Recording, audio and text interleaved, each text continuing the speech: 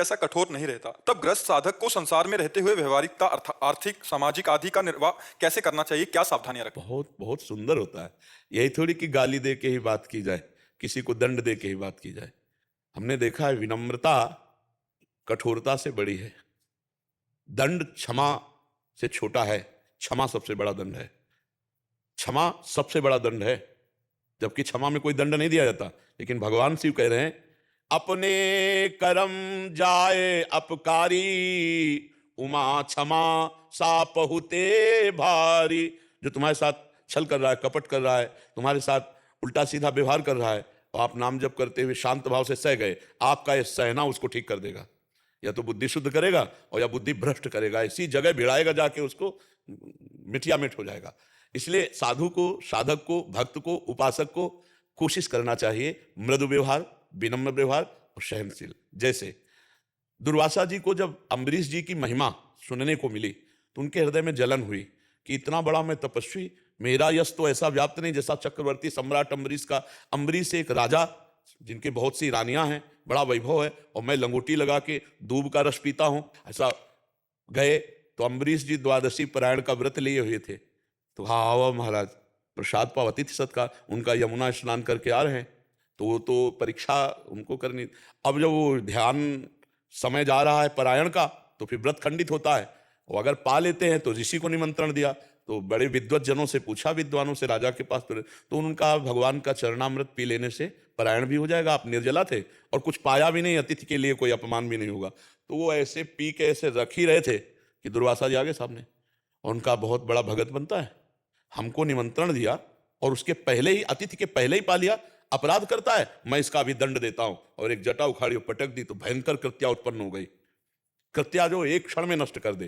तो अम्बरीश जी डरे नहीं, वैसे ही हाथ जोड़कर खड़े रहे, बिल्कुल नहीं डरे।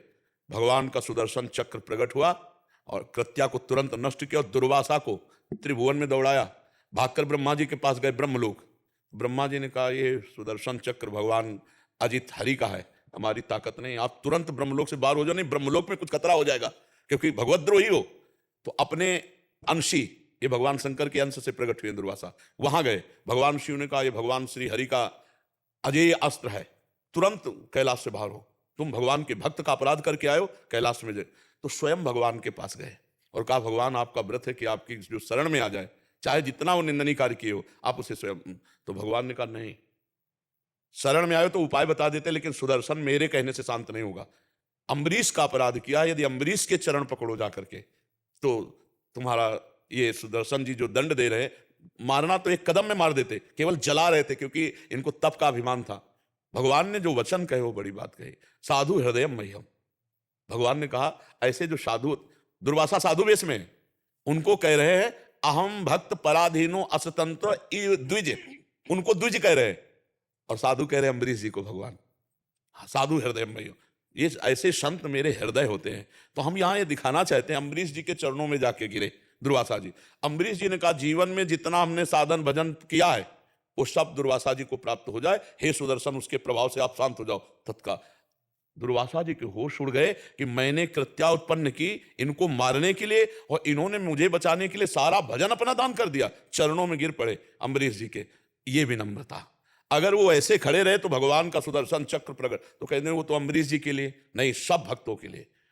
जो भक्त भगवान का मन वचन से आश्रय लिए, तो सुदर्शन जी कोई भी रूप धारण कर सकते हैं, ऐसा नहीं कि चक्र ही रूप धारण करेंगे। हम बहुत बार घटना देखिए जहां ऐसा लगा कि अब खतरा है। जैसे अपने एक बार बताया ना कि ट्रेन में जा रहे थे, तो हमको एक भगत ने वो दफ्ती वाली टिकट दे दी और बैठा दिया अच्छे वाले उसमें डिब्बे में।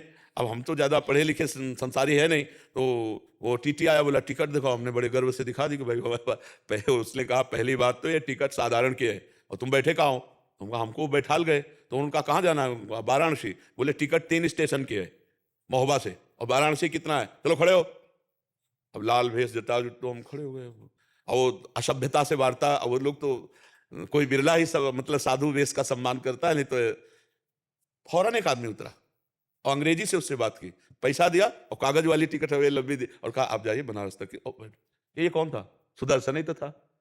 कौन था, भगवान का पार्षद। कोई मतलब नहीं, हम नहीं जानते, हो सकता था वो लोग थप्पड़ मार करके उतार देते, लेकिन भगवान के कदम कदम पे भगवान का दुलार देखा। जो भगवान के आश्रित, दूसरे से विनम्र व्यवहार, दुर्वासा से कटु व्यवहार नहीं किया अम्बरीश जी ने।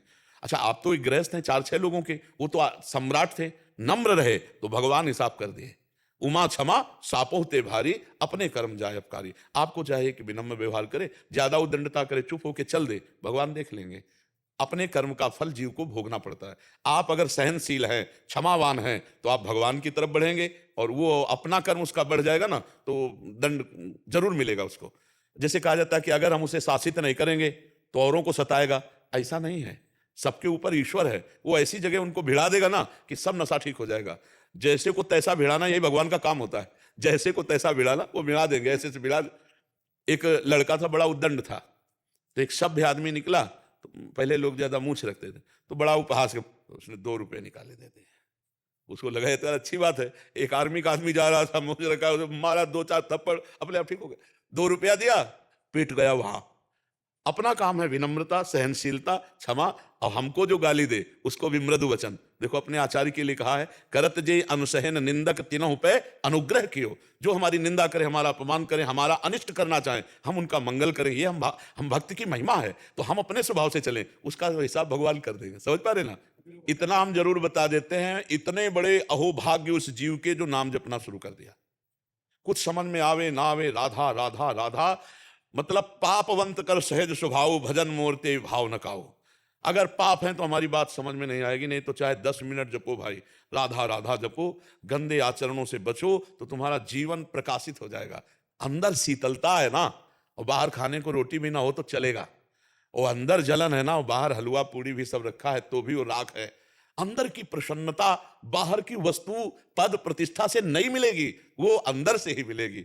अंदर की तिजोरी खोलो, राधा राधा राधा, समुद्र भरा है आनंद का। ए भाई, आनंद का समुद्र भरा, विश्वास कर लीजिए। बस नाम जप करो, जो तुम्हें प्रिय लगे, राम कृष्ण हरि, भगवान का जो नाम जप करो। कोई नशा ना करो, और पराई माता बहनों की तरफ गंदी दृष्टि मत करो। ये जब गंदी बातें छूट जाएगी ना, तो पहला आनंद आपका स्वाभाविक जो है वो प्रकाशित होने लगेगा। और अंदर आनंद मिलने लगा तो पूछो मत, बात करने का मन नहीं होता।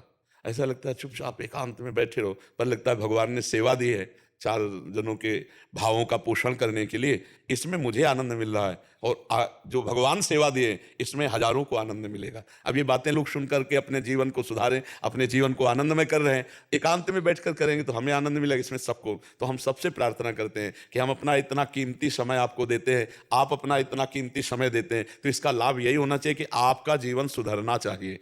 यहाँ आना तभी सार्थक है जब आपका जीवन परिवर्तन हो। आप कुछ गंदी बात छोड़ो और सच्ची बात में चलो, तब तो साधु संग का फल मिला, नहीं तो एक मनोरंजन नहीं हुआ। वही गए, देखा, हाँ ठीक है बढ़िया, ऐसे नहीं। ये कोई नाटक मंच नहीं। संत समागम, हरि कथा, तुलसी दुर्लभ धोए, महत्संगस्तु दुर्लभो, तो इसका लाभ लो। कोई गलत आचरण मत करो, खूब नाम जप करो, यही हमारी प्रार्थना है। सब स्वस्थ रहो, प्रसन्न रहो भगवान के चिंतन के प्रभाव से। अन्यथा इस संसार में बहुत, भाई जरा सा बुद्धि बिगड़ जाए तो आपकी बुद्धि आपको मरवा डालेगी, आपके हाथ से मरवा डालेगी।